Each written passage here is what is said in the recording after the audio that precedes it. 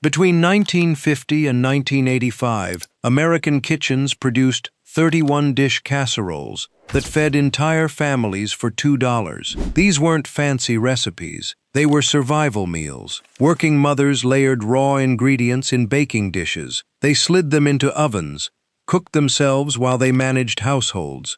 No pre-cooking, just smart combinations that turned cheap ingredients into complete meals. By 1990, these casseroles vanished, but these forgotten recipes held secrets worth remembering. Tonight, we're bringing back all 30. Let's start.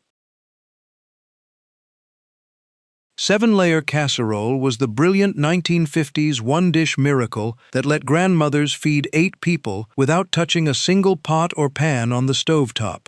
Everything went straight into one baking dish, raw and stacked in strategic order. Uncooked rice absorbed the liquid at the bottom. Sweet corn kernels added color and texture as layer 2. Hunt's tomato sauce thinned with water soaked down through layer 3, while chopped onions and diced green peppers created aromatic layers 4 and 5 that perfumed the entire kitchen. Raw ground beef crumbled loosely across layer 6, released its fat to baste everything below, and thick-cut bacon strips crowned the top as layer 7, crisping to golden perfection during the hour-long bake at 350 degrees. The whole magnificent creation cost just 98 cents and required nothing more than opening 3 cans and chopping 2 vegetables before sliding it into the oven and walking away. By 1984, nobody had patience for strategic layering anymore. What one-dish wonder from your grandmother's kitchen could feed a crowd without dirtying every pan you owned? Frankfurter Crown Casserole was the 1965 showstopper that turned humble hot dogs into dinner party royalty by standing split frankfurters upright around the edge of a casserole dish, like soldiers guarding a castle, creating an edible crown that surrounded creamy mashed potatoes mixed with canned green beans, diced bacon, and enough butter to make everything glisten under the oven's heat.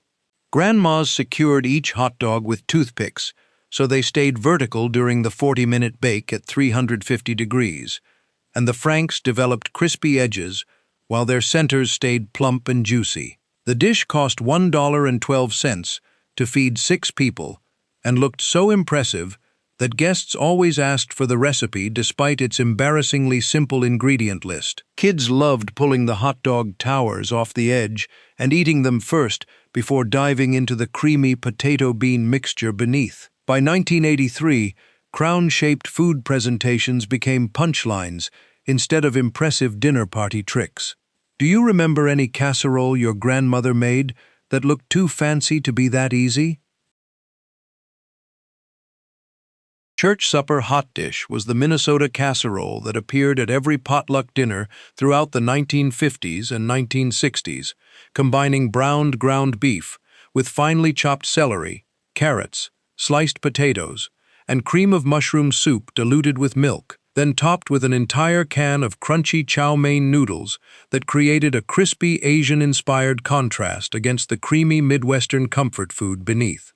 Grandmas assembled this in rectangular baking dishes and baked it uncovered at 350 degrees for exactly 50 minutes, so the vegetables cooked tender, while the chow mein noodles toasted golden brown without burning.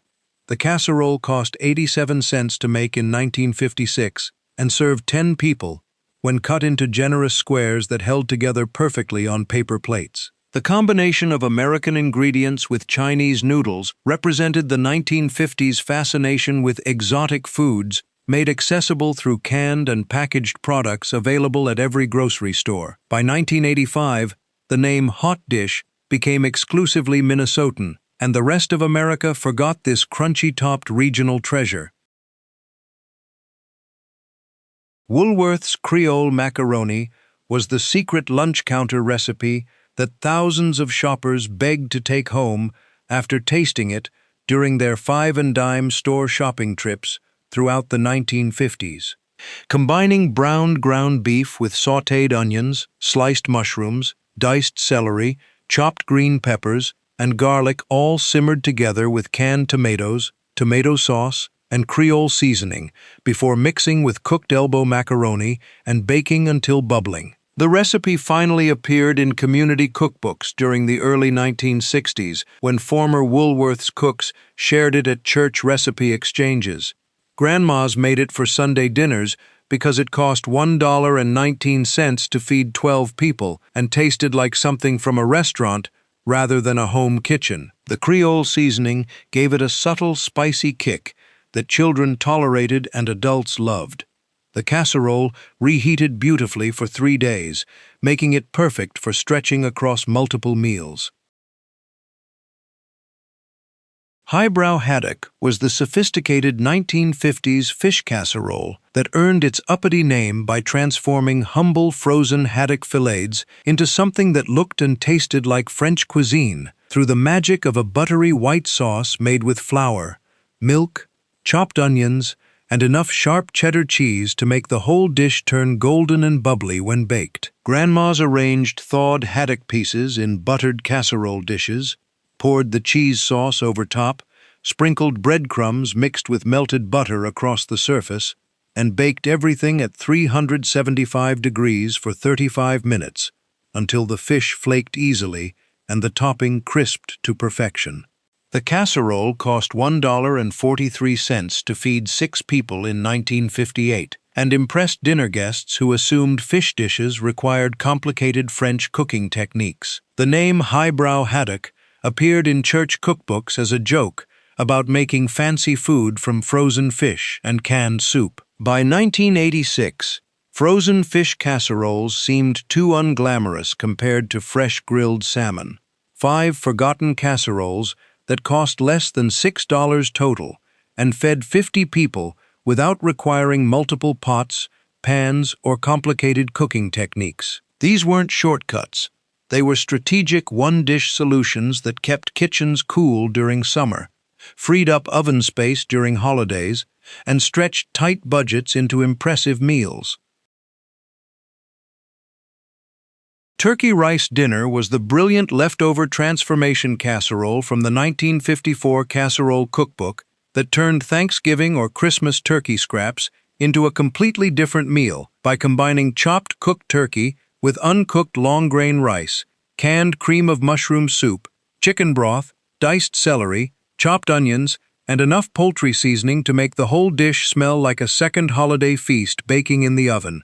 Grandmas made this the day after big turkey dinners, when everyone was tired of traditional leftovers, but the refrigerator still held pounds of picked-over turkey meat that needed using before it spoiled. The casserole baked covered at 350 degrees for 1 hour, until the rice absorbed all the liquid and turned tender, while the turkey reheated without drying out. It cost only 39 cents in additional ingredients beyond the leftover turkey, and served 8 people as a completely new meal rather than warmed-over holiday food. By 1984, people threw away turkey rather than spending time creating leftover casseroles. What creative leftover transformation did your grandmother make? Ham cheese scallop was the elegant 1950s casserole that sounded fancy because of the word scallop, but actually meant thinly sliced potatoes layered with diced leftover ham, shredded sharp cheddar cheese, and a simple white sauce made from butter, flour, milk, salt, and pepper, then baked until the potatoes turned fork tender and the cheese melted into golden bubbling pools across the top. Grandmas made this after Easter and Christmas, when honey-baked hams left enough meat clinging to the bone to dice into half-inch cubes that distributed throughout the potato layers. The casserole required no pre-cooking of the potatoes, which made it faster than scalloped potatoes alone, and the ham added salty richness that eliminated the need for additional seasonings beyond basic salt and pepper. It cost $1.07 to make in 1955, and served 10 people as a complete meal rather than a side dish. By 1983, scalloped anything seemed too old-fashioned compared to au gratin potatoes with French names. What fancy-sounding recipe from your grandmother turned out to be surprisingly simple? Hungry Boy Casserole was the 1964 Pillsbury Bake-Off winner that earned its name by satisfying even the most ravenous teenage boys with layers of browned ground beef mixed with sautéed celery, onions, green peppers, and garlic, topped with canned pork and beans, canned corn, refrigerated biscuit dough torn into pieces and scattered across the top, then baked until the biscuits turned golden brown and puffed up, like dumplings floating on a sea of savory beef and vegetables. The genius of the recipe lay in using refrigerated biscuit dough instead of making dough from scratch, which saved 30 minutes of preparation time and made the casserole accessible to working mothers who needed quick dinners.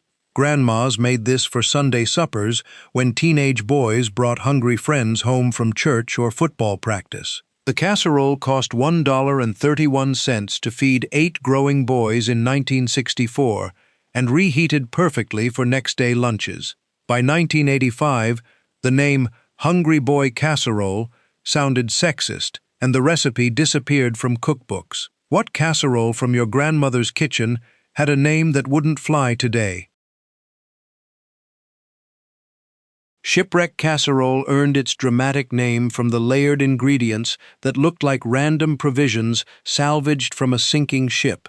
Thinly sliced raw potatoes covering the bottom like ship planks, chopped onions scattered across like seaweed, uncooked rice sprinkled on as if washed ashore, raw ground beef crumbled over top like salvaged rations, and an entire can of Campbell's tomato soup, thinned with water, poured over everything like ocean waves before the covered casserole baked at 350 degrees for 90 minutes until every layer cooked through perfectly. Grandmas made this throughout the 1950s because it required zero pre-cooking and used ingredients every household kept stocked in the pantry and root cellar. The casserole cost 93 cents to feed 6 people in 1956, and tasted completely different from any other potato and beef combination because the tomato soup created a tangy sauce that permeated every layer. By 1984, 90-minute baking times seemed too long when microwave meals cooked in 5 minutes.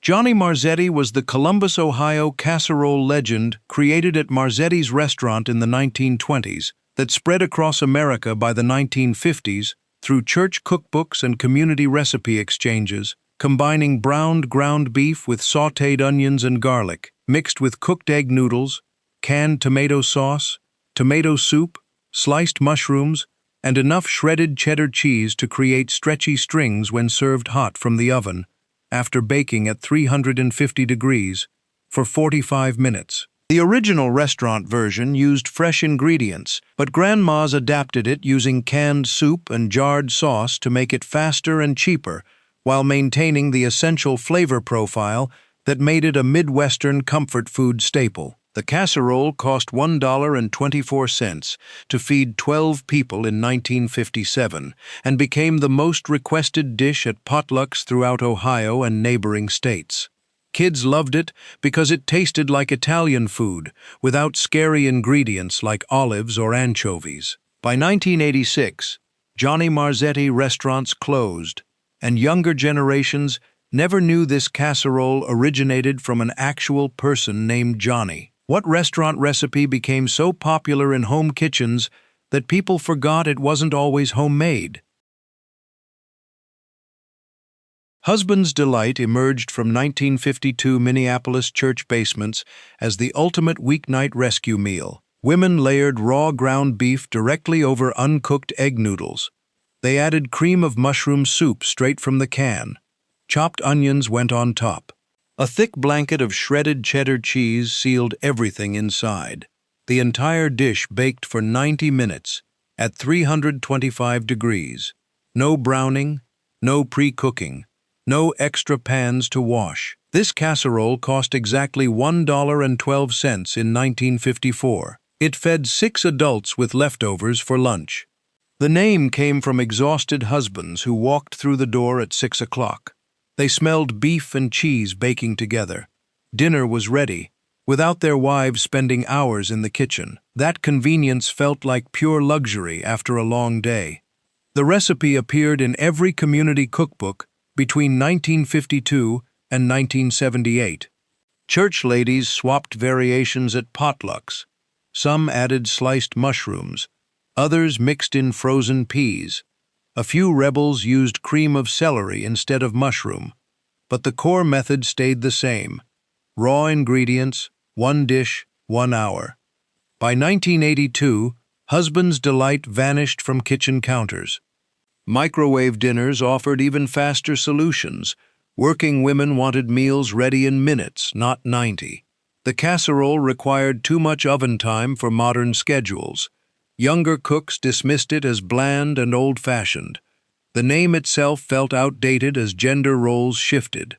Today, most people under 40 have never heard of this once-beloved weeknight staple. Have you ever tasted a casserole named after someone in your family? Forgotten pork chops earned their unusual name from a brilliant 1950s cooking trick. You placed raw pork chops in a baking dish. You covered them with raw long-grain rice. You sliced onions over the rice. You poured undiluted cream of mushroom soup on top. Then you added 1 full can of water. You sealed the dish with aluminum foil. You put it in a 350-degree oven. Then you literally forgot about it for 2 full hours. No stirring, no checking, no adjusting. The magic happened completely unsupervised. The pork chops released their juices into the rice below. The soup and water created steam under the foil. Everything cooked together into one complete meal. The rice absorbed every bit of pork flavor. It turned creamy from the soup. The onions melted into sweet, soft ribbons. The chops stayed tender because the sealed foil trapped all the moisture inside. This recipe cost 89 cents per serving in 1956. It appeared in every Betty Crocker community cookbook. Farm wives loved it because they could start dinner before afternoon chores. Factory workers appreciated coming home to a hot meal that cooked itself. The hands-off method felt revolutionary for its time. By 1984, forgotten pork chops disappeared from dinner tables. Boneless, skinless chicken breasts replaced bone-in pork chops in American kitchens. Cooks wanted leaner proteins that cooked faster. Rice cookers and microwaves eliminated the need for oven-baked rice. The 2-hour baking time seemed wasteful when quick-cook methods existed.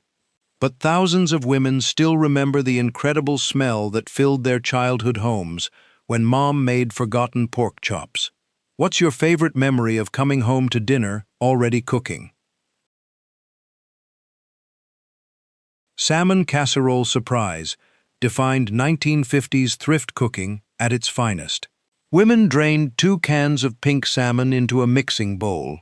They flaked the fish with a fork, bones and all. Those soft bones provided calcium that Depression-era mothers valued. They crushed saltine crackers until fine. They mixed the crumbs directly into the salmon. Beaten eggs bound everything together. Condensed cream of celery soup added moisture. Chopped celery gave texture. A handful of frozen peas provided the surprise element that gave this dish its name. Everything went into one greased casserole dish. No layering. Just mixing and baking. 35 minutes at 350 degrees created a set, firm loaf that sliced like meatloaf. Some women topped it with crushed potato chips before baking. Others added a stripe of ketchup across the middle. Budget-conscious cooks served it with white bread and margarine. The entire casserole cost 73 cents in 1953. A single dish fed 4 people completely. Churches served it at Friday fish suppers during Lent. School cafeterias made giant sheet pans of it. Working-class families relied on it when payday was still days away. The name Surprise came from kids who couldn't quite identify what they were eating. The peas provided little green bursts that broke up the pink monotony. By 1979, Salmon Casserole Surprise vanished from dinner rotations. Fresh salmon became more affordable and desirable. Canned salmon developed a reputation as inferior Depression-era food. Younger generations rejected recipes that used bones and skin. Health-conscious eaters moved away from condensed soups and saltine crackers. The casserole's humble origins worked against it as American prosperity grew. But women who grew up eating it still remember how satisfying it tasted after a long, cold day. Did your family have a go-to fish dinner that everyone actually enjoyed? Chicken a la king casserole transformed an elegant stovetop dish into a make-ahead one-pan miracle. Traditional chicken a la king required constant stirring over a double boiler. The casserole version eliminated all that fuss. Women cubed leftover roasted chicken into bite-sized pieces. They stirred in drained pimentos from a jar. Sliced mushrooms from a can went in next. Frozen peas added color. A thick cream sauce made from butter, flour, milk, and chicken bouillon bound everything together. The mixture went into a buttered casserole dish. Crushed Ritz crackers mixed with melted butter covered the top. Some cooks added slivered almonds for extra crunch. The whole thing baked at 350 degrees for 40 minutes until golden and bubbly. The crackers turned into a crispy, buttery crust that everyone fought over. This casserole cost $1.38 in 1957. It turned one leftover chicken into dinner for 6. Holiday cooks made it the day after Thanksgiving with turkey instead. Bridge club hostesses served it at luncheons with fruit salad on the side. The dish carried an air of sophistication that plain chicken casseroles lacked. That fancy name made it feel special even though it came from leftovers. By 1981, chicken a la king casserole faded from recipe boxes. Boneless, skinless chicken breasts replaced whole roasted birds in most homes. Without leftover chicken, the dish lost its primary ingredient. Cream sauces fell out of favor as low-fat diets became popular. The buttery cracker topping seemed excessive to calorie counters. Younger cooks had never even heard of chicken a la king, so the casserole version meant nothing to them. But women who served it in the 1950s still remember how elegant it made a simple weeknight dinner feel. What recipe always made dinner feel like a special occasion at your house? Old-school tamale pie brought Tex-Mex flavors to Midwestern tables long before Taco Tuesday existed. Women browned ground beef with diced onions in a skillet. They drained the grease. They stirred in a can of whole kernel corn, liquid included. Chili powder and cumin added warmth. A can of tomato sauce made everything saucy. Sliced black olives went in last. That entire mixture became the base layer in a deep casserole dish. The topping separated this from ordinary chili. Cooks mixed yellow cornmeal with milk, beaten eggs, and a pinch of salt. They poured that batter directly over the meat mixture. It looked too thin to work, but it always did. As the casserole baked at 375 degrees for 45 minutes, the cornmeal layer transformed into a golden, cake-like crust. It tasted like cornbread, but with a softer, more delicate texture. The finished dish cost 94 cents to make in 1955.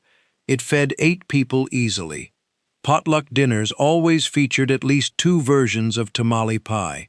School cafeterias served it with shredded lettuce and diced tomatoes on top. Kids loved the sweet cornbread crust paired with spicy beef below.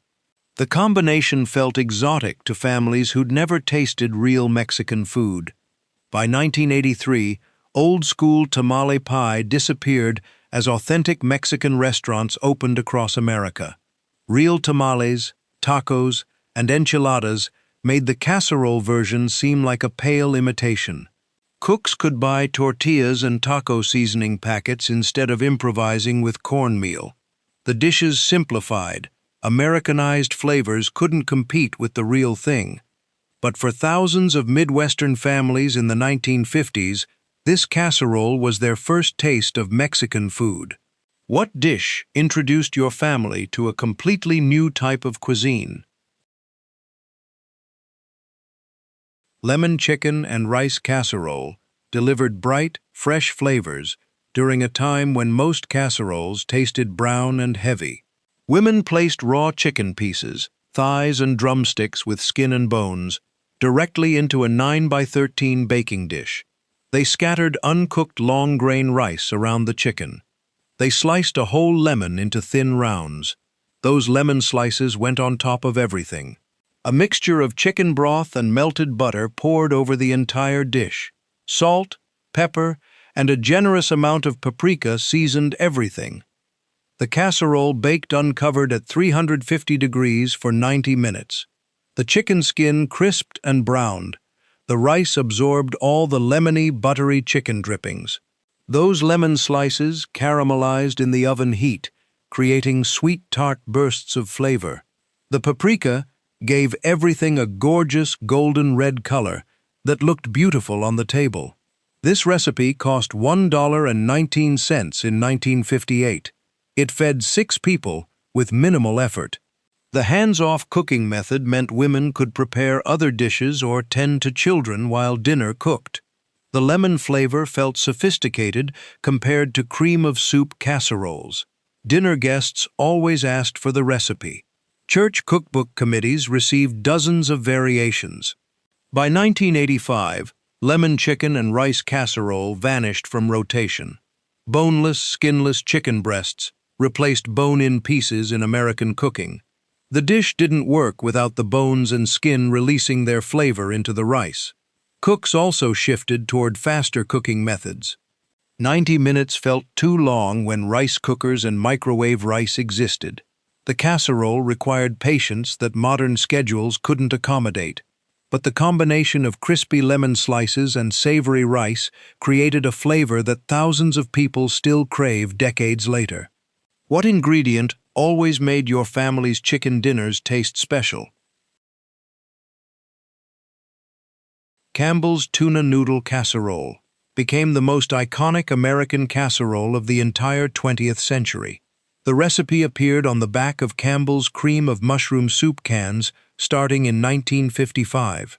It required exactly 6 ingredients: egg noodles, canned tuna, cream of mushroom soup, milk, frozen peas, and potato chips. Women boiled the noodles until just tender. They drained 2 cans of tuna. They mixed everything together with the soup and milk. The peas went in frozen. No thawing required. Everything combined in one casserole dish. Crushed potato chips covered the top in a thick, even layer. The dish baked at 350 degrees for 30 minutes until the chips turned golden and the edges bubbled. The result was creamy, crunchy, and satisfying in a way that transcended its humble ingredients. This casserole cost 68 cents to make in 1956. It fed a family of 4 with leftovers for someone's lunch. Busy mothers made it twice a week. College students made it in dorm hot plates. Newlyweds served it at their first dinner parties. Campbell's promoted it relentlessly through women's magazines and cooking demonstrations. The company understood that this simple recipe would sell millions of cans of soup, and they were right. By 1990, tuna noodle casserole developed a reputation as boring, institutional food. Corned beef casserole turned a can of emergency meat into a respectable dinner. Women opened a 12-ounce can of corned beef and broke the contents into chunks. They mixed it with cooked egg noodles. Sour cream made everything creamy. Diced onions added sharpness. A can of cream of celery soup bound it all together. Some versions included shredded cabbage for a Reuben twist. Others added caraway seeds for an Eastern European flavor. The mixture filled a greased casserole dish. Buttered breadcrumbs covered the top. Some cooks added shredded Swiss cheese to the topping. 35 minutes at 350 degrees created a golden, bubbling dinner that smelled far better than canned meat had any right to smell. The breadcrumbs absorbed the moisture and turned crispy. The sour cream kept everything rich without being heavy. This casserole cost 84 cents in 1959.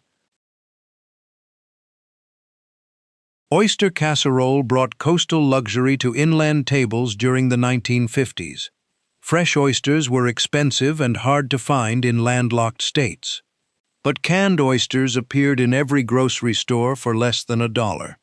Women drained the oysters and layered them in a buttered casserole dish. Crushed saltine crackers went between each layer.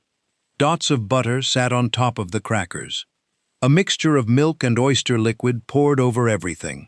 Some cooks added a dash of Worcestershire sauce. Others included a pinch of cayenne pepper for warmth. The casserole baked at 375 degrees for 30 minutes.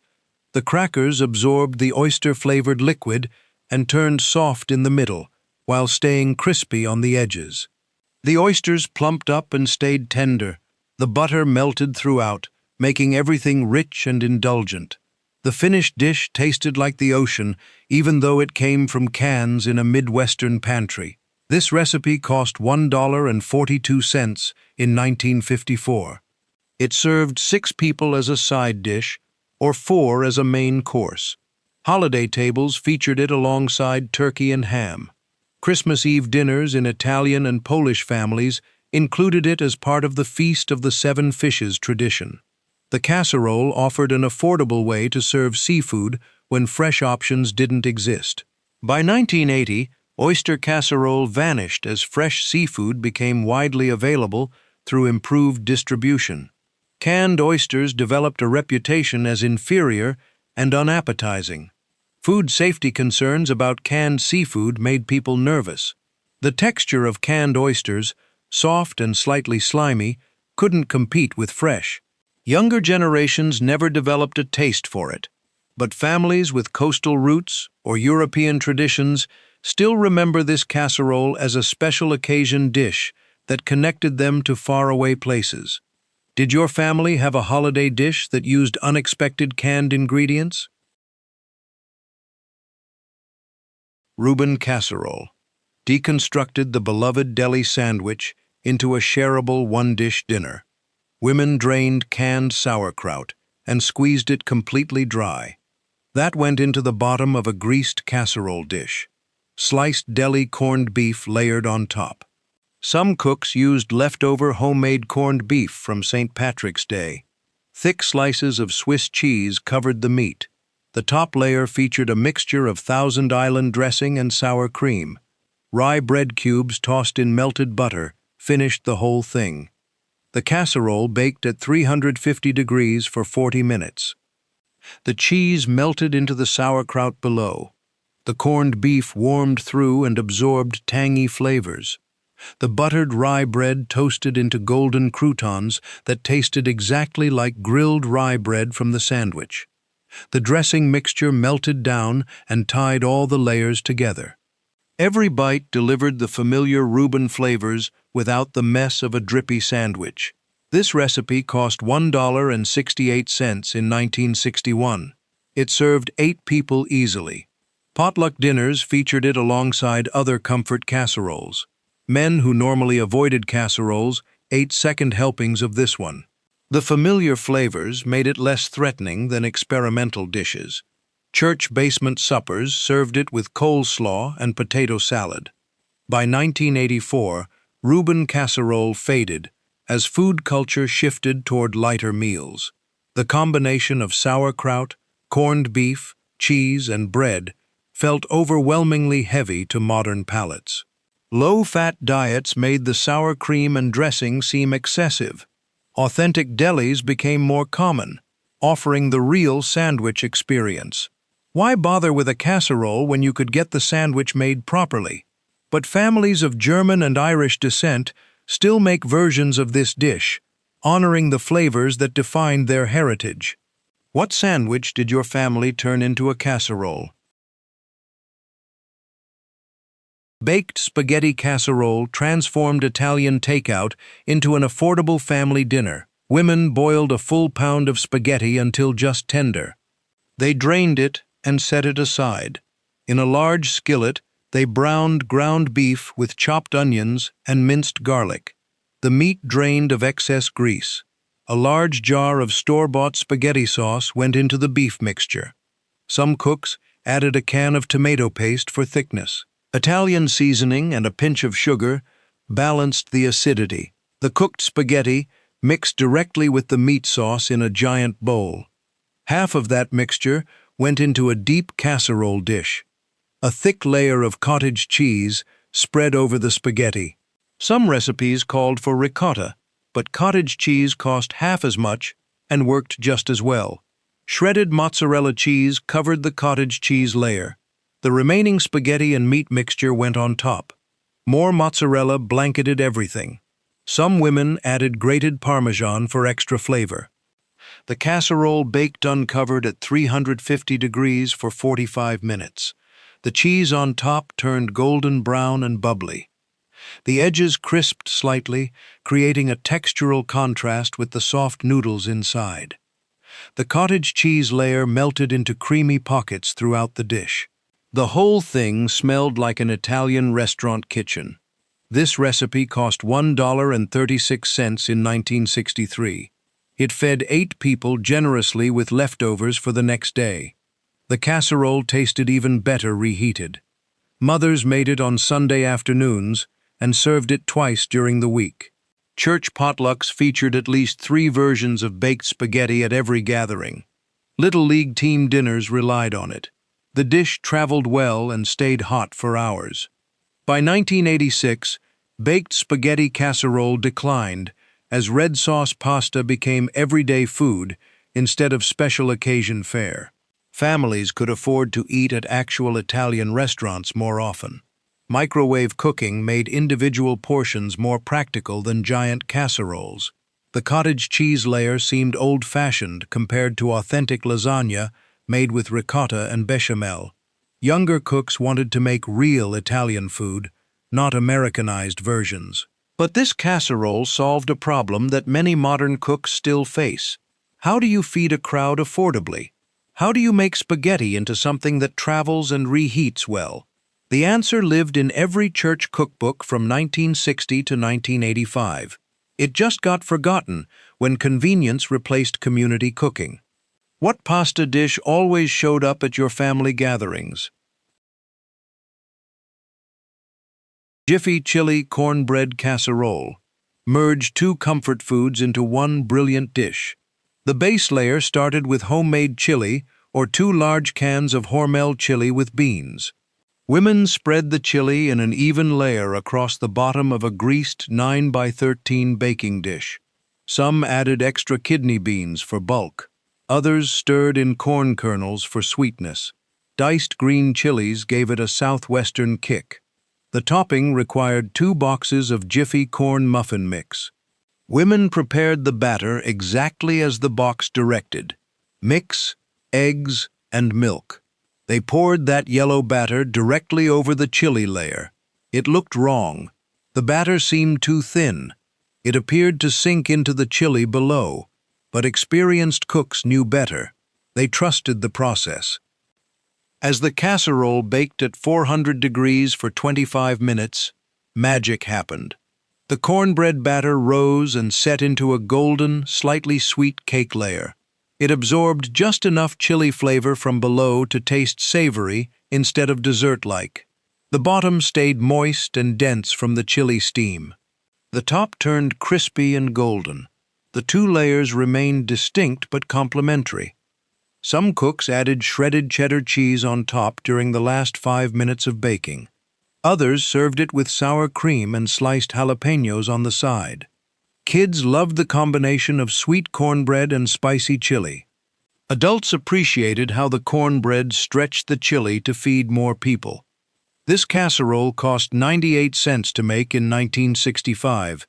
It fed 6 people completely. Busy weeknights became easier with this 30-minute meal.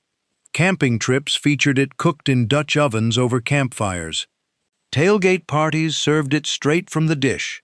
The recipe required almost no cooking skill. If you could open a can and follow box directions, you could make this dinner. By 1988, Jiffy Chili Cornbread Casserole faded as homemade chili became a weekend project instead of a weeknight staple. Gourmet cornbread mixes replaced Jiffy in upscale kitchens. The boxed mix carried a reputation as cheap and low quality. Food snobs dismissed anything that started with canned chili. But families with young children still make this casserole because it delivers maximum comfort with minimum effort. The dish represents 1950s ingenuity at its best. Two inexpensive convenience products combined to create something greater than their parts. No fancy techniques required. No expensive ingredients needed. Just reliable comfort food that always worked. What's boxed mix did your family turn into a signature dish? Liver and bacon casserole turned the most hated organ meat into something almost everyone would eat. The bacon made all the difference. Women started by frying a full pound of bacon until crispy. They drained it on paper towels and crumbled it into pieces. In the bacon grease, they cooked sliced onions until soft and caramelized. That took patience, but created deep, sweet flavor. Beef liver came next. The slices soaked in milk for 30 minutes before cooking. This step removed the metallic, bitter taste that made so many people hate liver. After draining, the liver slices went into the bacon fat skillet. They cooked quickly, just 2 minutes per side. Overcooking made liver tough and grainy. Smart cooks pulled them early. Everything layered in a casserole dish. Sliced potatoes went on the bottom. The liver slices covered the potatoes. The caramelized onions scattered over the liver. Crumbled bacon topped everything. A mixture of beef broth and Worcestershire sauce poured over the layers. The casserole baked covered at 350 degrees for 1 hour. The potatoes cooked through while absorbing all the rich, savory flavors. This recipe cost $1.04 in 1957. Liver remained one of the cheapest proteins available. Doctors recommended it for iron-deficient children and pregnant women. The bacon and onions masked the liver flavor enough that even picky eaters took a few bites. Mothers felt virtuous serving such a nutritious meal. New England lamb bake brought European elegance to American potlucks. Lamb never achieved the popularity of beef or pork in the United States, but immigrant communities from Greece, Ireland, and Scotland kept lamb traditions alive. This casserole made expensive lamb affordable by stretching small amounts with vegetables. Women cut lamb shoulder into cubes. The meat browned in a hot skillet with chopped onions. Flour dusted over the meat, created a coating that thickened the sauce later. Beef broth deglazed the pan. Thyme, rosemary, and bay leaves added classic lamb seasonings. Everything transferred to a deep casserole dish. Root vegetables made up the bulk of the dish. Cubed potatoes, sliced carrots, and chunks of turnips layered over the lamb. Some cooks added parsnips for sweetness. Others included celery for texture.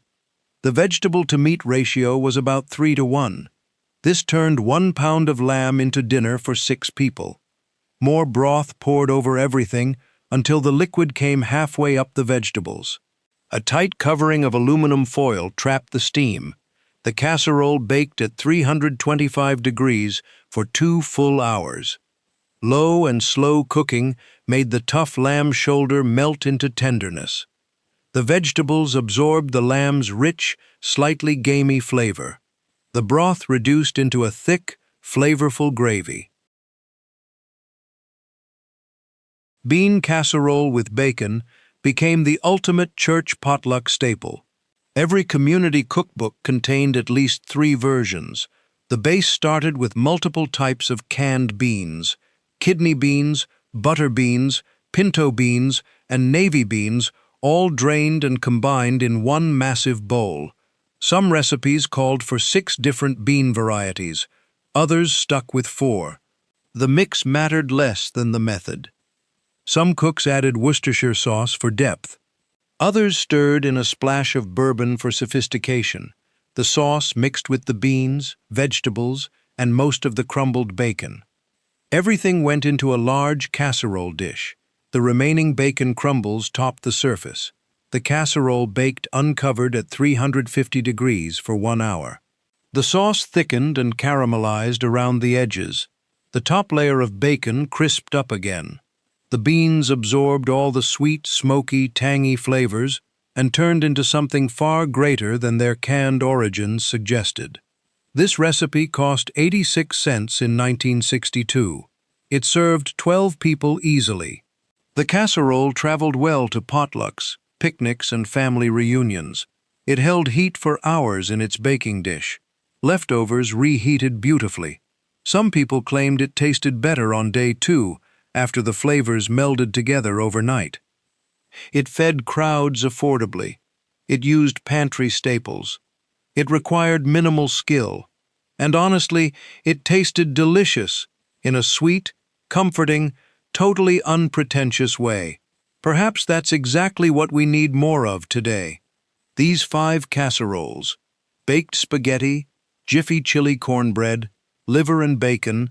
Then they faded when convenience replaced the need for thrifty, shareable meals. Tater tot casserole arrived in American kitchens in 1954, the same year Ori Ida invented frozen tater tots. The timing wasn't accidental. Ori Ida needed recipes to sell their new product. They created this casserole and promoted it through women's magazines, cooking demonstrations, and grocery store samples. The strategy worked. Within 5 years, tater tot casserole appeared in community cookbooks across every state. The recipe started simple. Brown 1 pound of ground beef with diced onions. Drain the grease. Spread the beef mixture in the bottom of a 9 by 13 baking dish. Some cooks seasoned the beef with garlic powder and pepper. Others kept it plain. A can of cream of mushroom soup spread over the beef layer. No mixing required. Just spooning it out of the can and smoothing it with the back of a spoon.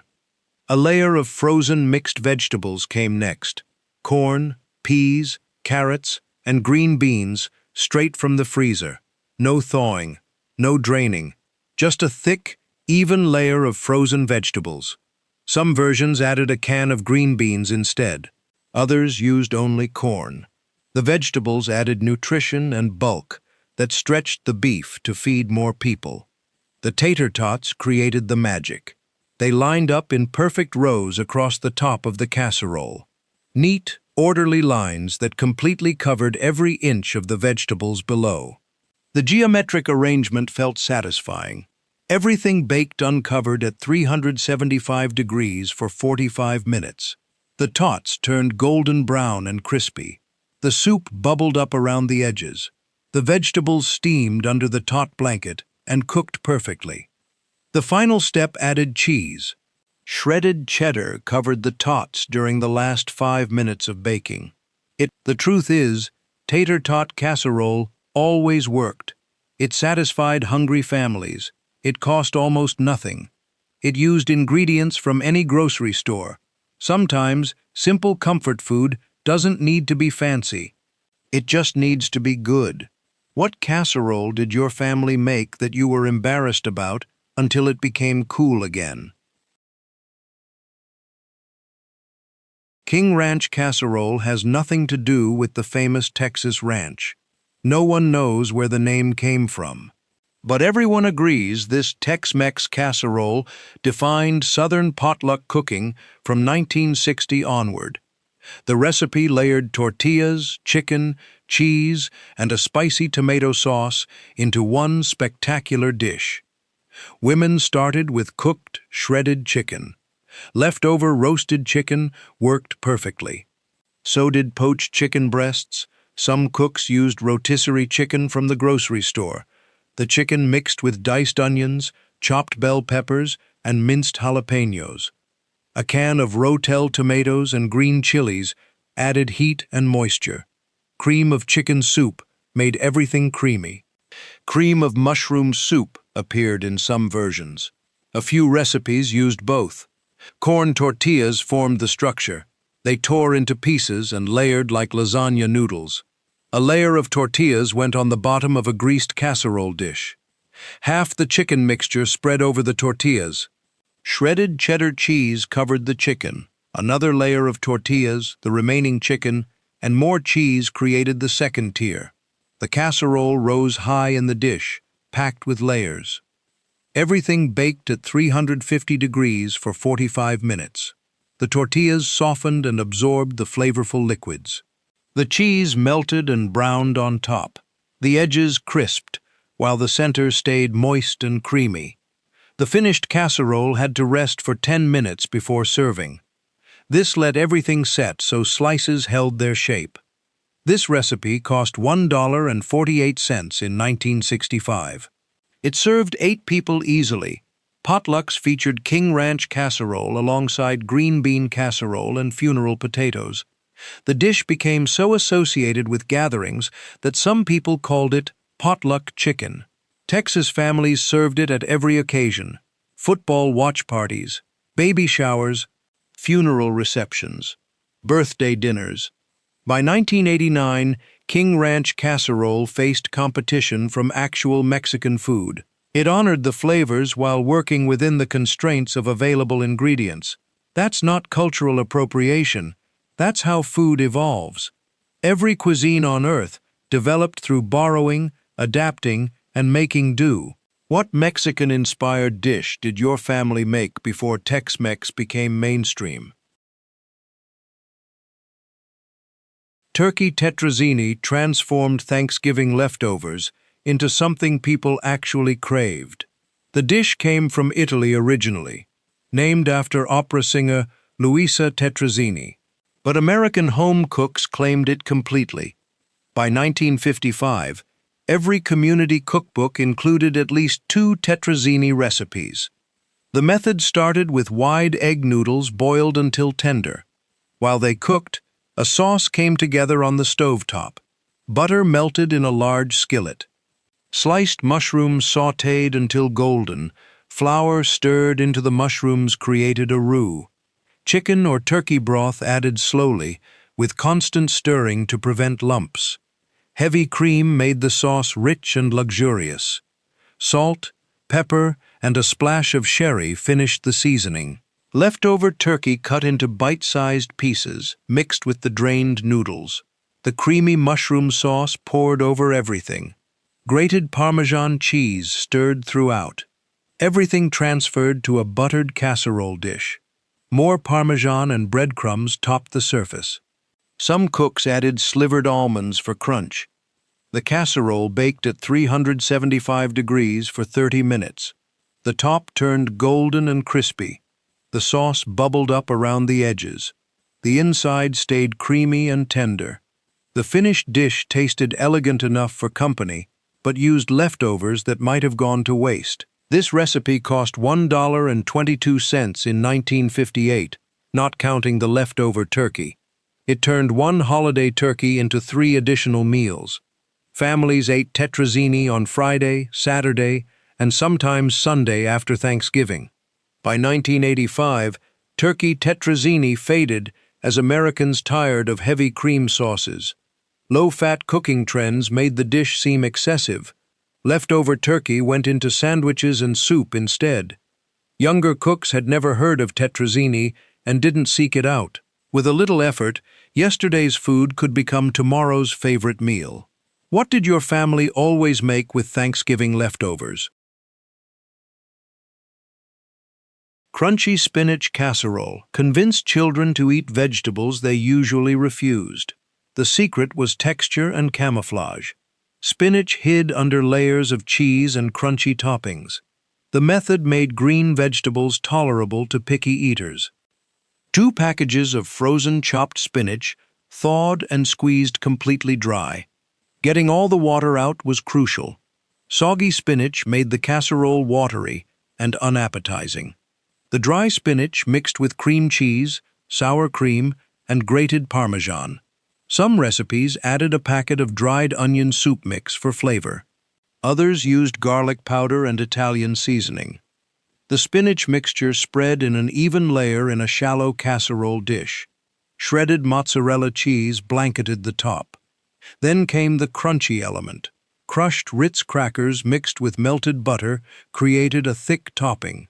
Some versions used French fried onions instead. Others combined both for maximum crunch. The casserole, baked at 350 degrees for 25 minutes. The cheese melted and bubbled. The crackers turned golden brown. The spinach heated through but stayed creamy. The texture contrast made every bite interesting. Creamy spinach, melted cheese, and crunchy topping all in one forkful. This recipe cost 94 cents in 1966. It served 6 people as a side dish. Holiday tables featured it alongside sweet potatoes and green bean casserole. The bright green color looked festive. Kids who refused plain spinach ate this version without complaint. By 1988, crunchy spinach casserole declined as fresh vegetables became the standard. Frozen spinach seemed inferior to fresh baby spinach. The heavy cream cheese and sour cream felt excessive. Health-conscious families wanted vegetables simply prepared with minimal additions. The casserole's appeal had always been hiding vegetables. Once people started celebrating vegetables instead of hiding them, the dish lost its purpose. But there's something to be said for making healthy food delicious. Yes, fresh spinach sautéed with garlic is better.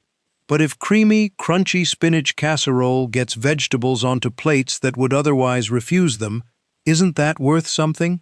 Nutrition doesn't have to mean suffering through plain, boring food. Sometimes, a little cheese and crunch makes all the difference. What vegetable did someone in your family disguise to get you to eat it? Corn and oyster casserole ended our list with the most unusual combination. Fresh corn and fresh oysters would have cost a fortune in 1950s inland America. But canned versions of both made this coastal delicacy accessible to Midwestern tables. The dish appeared at Thanksgiving and Christmas dinners as a special occasion side. Canned whole kernel corn, drained and mixed with canned oysters, created the base. The oysters came packed in their own liquid. That briny liquid added ocean flavor to the sweet corn. Crushed saltine crackers absorbed excess moisture and added body. Beaten eggs bound everything together. Heavy cream made it rich. Salt, pepper, and a pinch of cayenne seasoned the mixture. Everything combined in a buttered casserole dish. More crushed crackers topped the surface. Dots of butter scattered across the crackers helped them brown. The casserole baked at 375 degrees for 40 minutes. The eggs set the mixture into a firm custard. The crackers turned golden and crispy. The oysters plumped up and stayed tender. The finished dish tasted like the shore. Sweet corn balanced the briny oysters. The creamy custard held everything together. For families who lived far from the ocean, this casserole brought a taste of coastal cooking to their holiday tables. This recipe cost $1.56 in 1964. The canned oysters drove the price higher than most casseroles, but for special occasions, the expense felt justified. The dish seemed elegant and unusual. Serving it signaled that this wasn't an ordinary dinner. By 1982, corn and oyster casserole vanished almost completely. What unusual ingredient combination did your family serve that seemed weird but actually tasted amazing? 30 forgotten one-dish casseroles. 30 pieces of American culinary history. Each one fed families for less than $2. Each one required minimal skill and maximum creativity. They stretched expensive proteins with affordable starches. They turned leftovers into meals worth anticipating. They brought communities together at church suppers, potlucks, and family reunions. These casseroles disappeared because America changed. We got busier. We got wealthier. Fresh ingredients replaced canned. Microwave dinners replaced oven-baked meals. Restaurants became everyday options instead of special occasions. Maybe it's time to bring a few of them back. Which one will you try first? Do you have any memorable grandma's kitchen story? Share in the comments below.